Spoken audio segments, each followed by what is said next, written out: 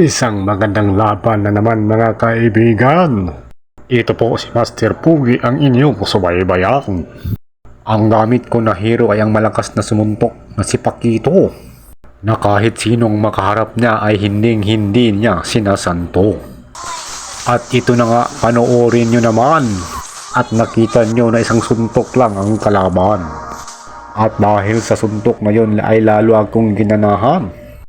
At nang makita ko si Johid ay agad ko siyang sinunggaban. Sa sobrang taas ng kumpiyansa ko, ako naman ang napuruhan. Isang matinding bakbakan sa may tapat ng turtol mga kaibigan. At bigla akong kinabahan, baka ako ay maunahan.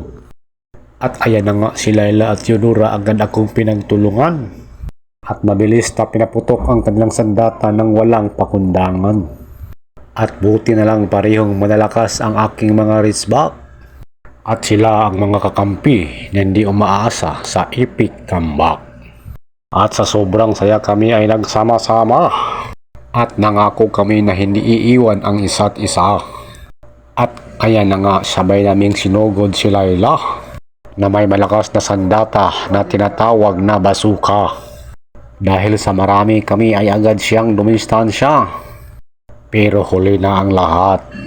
At agad naming tinanggal ang kanyang angas.